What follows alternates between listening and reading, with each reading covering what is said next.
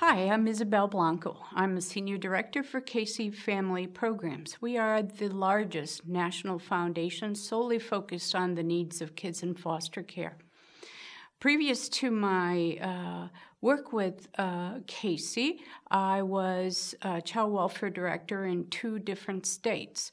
I was in South Carolina and I was in Georgia.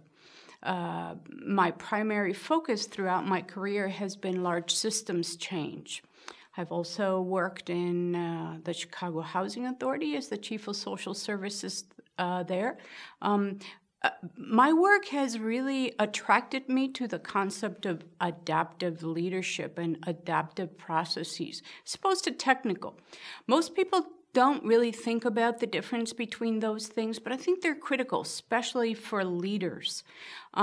Technical processes are really about knowing an answer previous to the challenge, and somebody has already tried how to resolve it, succeeded, and that answer has been spread. Usually technical solutions can be most addressed directly with consultants or best practices or anything in the field that already has a demonstrated field of work. Adaptive challenges are totally different because unlike technical that are external to an individual, to a practitioner, to a leader, they are the internal of us as humans. The way we see things, what we value, the beliefs and assumptions that go with those. And why is that important? Because usually what we believe and what we come to value really shades the way we see things. We're not really seeing reality, or at least most of what's going on. Our minds work in a way that we scan for what we already know, which means that we're narrow in our focus. And at a time where change is needed, we need different ways of seeing. Now, that's easier said than done because most people, would rather a hot stick in the eye than to change their views.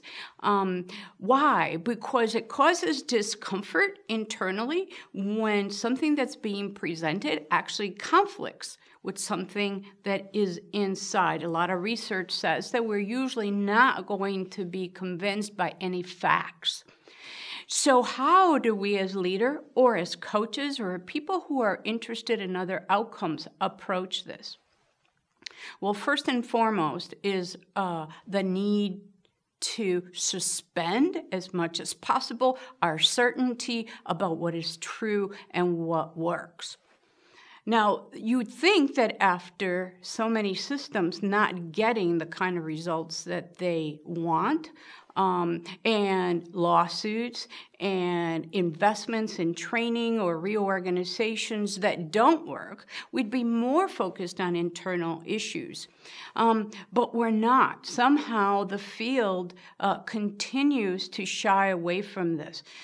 One of the reasons is because you usually get promoted for being a problem solver, an expert, a subject matter expert, and it's really difficult for subject matter experts to suspend what they know when there's a problem that's entrenchable. Let me give you an idea, and I'll use this in my talk.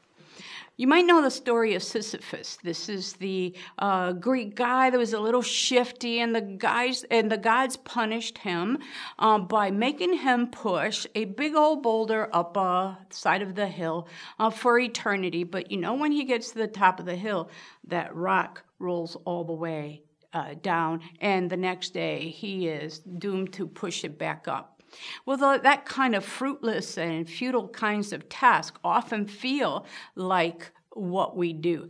It's meaningless. It causes turnover. It takes away our critical thinking because we're so convinced, like Sisyphus was, that the power in his situation was the condemnation of the gods.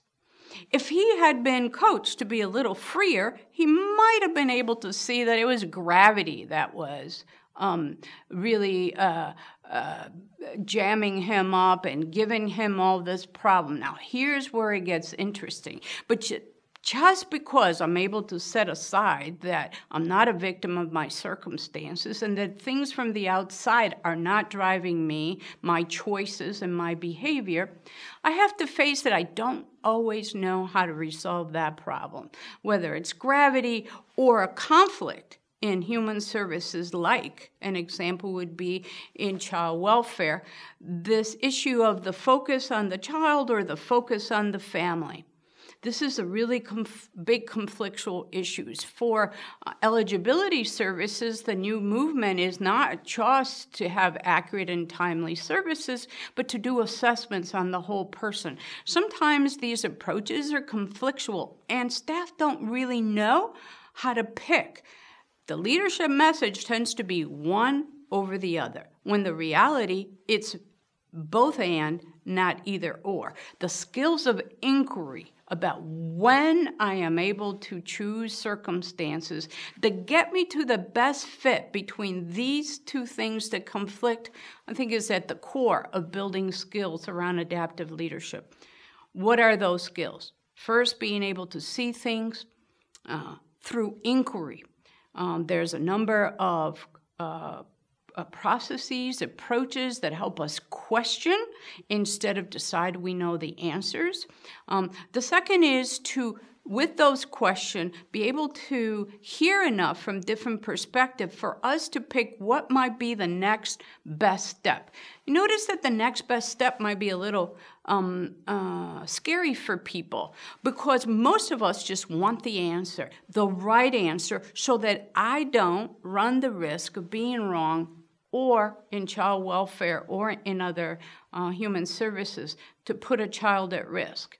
We know there are serious consequences for that. So that push and pull is something that we work with. The coaches and the leadership ability to hold sometimes conflicting ideas and help to have the kind of skill sets following the mindset of inquiry and curiosity to be able to come up with possibilities that always balance these two things that conflict is where the secret sauce is with this approach.